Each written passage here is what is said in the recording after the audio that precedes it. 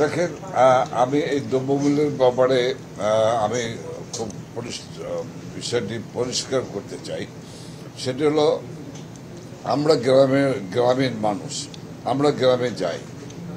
দ্রব্যমূল্যের যে যে যে যে পরিস্থিতি ছিল, সে পরিস্থিতি কিন্তু আমরা সরকার এবং সরকারি দলের লোকেরা যারা এমপি রয়েছি, আমরা কিন্তু সেটি রমজানের আগেই আমরা নিয়ন্ত্রণের মধ্যে নিয়ে এসেছিলাম।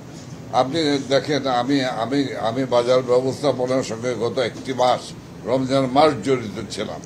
আপনারাও আপনাদের ইলেকট্রনিক আপনাদের মিডিয়ায় আপনারা প্রচার করেছেন।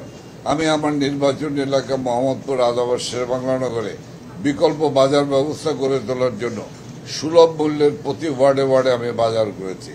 আমি বাজার দর সম্পর্কে জানি।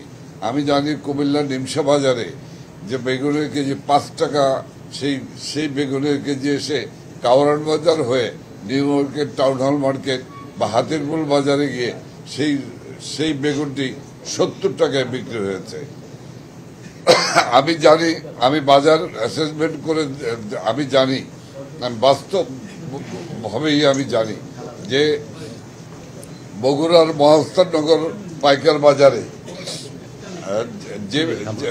যে বাজার মূল্য ছিল তার 50 গুণ বেশি এসে ভোক্তাদের হাতে পড়েছে। কাজে আমি আমার এলাকার ঢাকা 13-র কথা আমি বলতে পারি যে শুধু আমরা বাজার নিয়ন্ত্রণ করিনি, মাননীয় প্রধানমন্ত্রী শেখ হাসিনা তিনি আহ্বান জানিয়েছিলেন যে বর্তমান পরিস্থিতিতে আমরা কোনো ইফতার পার্টি করব না। আমাদের পার্টি কোনো ইফতার পার্টি করেনি এবং মাননীয় প্রধানমন্ত্রী শেখ হাসিনা নির্দেশনা দিয়েছিলেন যে দুস্থদের মাঝে ইফতার দেওয়ার জন্য। আমরা সারা বাংলাদেশে আমরা ইফতার দিয়েছি। আমরা শুধু বাজার ব্যবস্থাপনা করিনি, আমরা ইফতার দিয়েছি, আমরা সেহরি বন্টন করেছি। কাজে মানুষ, ঢাকার মানুষ যে বাজার পরিস্থিতির মুখোমুখি হচ্ছে, মফস্বলে মানুষ কিন্তু সে অবস্থা নাই। যখন রমজানের আগে, আমি একটি উদাহরণ দিচ্ছি, সেটি হলো রমজানের আগে আমি বরিশালের বাজার থেকে আমি যে করলাটি কিনেছি 60 টাকায়, সেই করলা ঢাকা শহরে এসেই আমি আবার তার 2 দিন পরে কিনেছি 120 টাকায়। সুলভ মূল্যের বাজারে যে লাউটি আমার টাউন হল বাজারে বিক্রি হতো 70 টাকা 80 টাকা, সে লাউটি আমার সুলভ মূল্যের বাজারে বিক্রি করেছে 25 থেকে 30 টাকা। গরুর মাংস যখন 760 টাকা কেজি ধরে বিক্রি হয়েছে, তখন আমার সুলভ মূল্যের বাজারগুলি বিক্রি করেছে 650 টাকায় গরুর মাংস বিক্রি করেছে। এবং আমি খুব গর্ববোধ করি যে এই সুলভ মূল্যের বাজার দেখে বাংলাদেশের বিভিন্ন জায়গায় মাননীয় সংসদ সদস্যরা, আমাদের নেতৃবৃন্দ বাজার বিকল্প বাজারের ব্যবস্থা করেছে।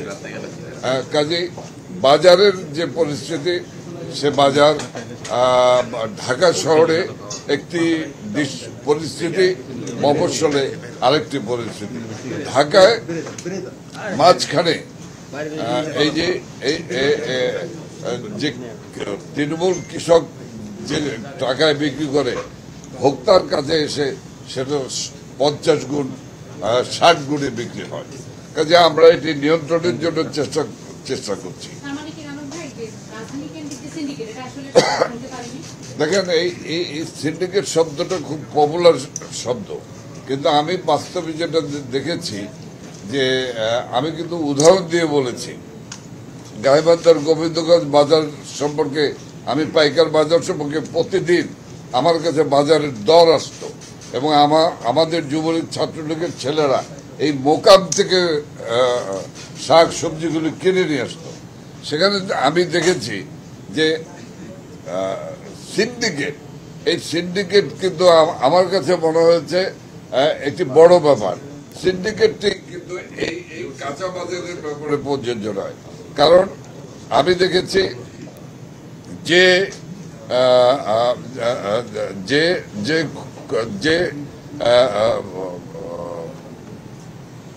কাঁচামালটি বিক্রি হয়েছে কুমিল্লার নিমসা বাজারে, সেই কাঁচামালটি এসে সেখান থেকে বিক্রি হয়ে 10 টাকায় বিক্রি হয়ে থাকে একটি ফুলকপি, সেই ইতে আসে কারণ বাজারে 15 টাকায় পাইকারি বিক্রি হয়েছে। সেই 15 টাকার ফুলকপিটি বা বাঁধাকপিটি যখন নিউ মার্কেট বা অন্যান্য বাজারে, টাউন হল বাজারে যায়, তখন সেটি হয়ে যায় 45 টাকা 50 টাকা। আপনি সিন্ডিকেট কোথায় বলবেন? আসলে যে মাঝখানে যারা ভোক্তা, যাদের কাছ থেকে মালামালটা কেনে, তাদের ওখানে নিয়ন্ত্রণ প্রতিষ্ঠা হওয়া দরকার। আসলে এখানে এটা অবশ্যই এটা সরকার হিসেবে সরকারের দায়িত্ব।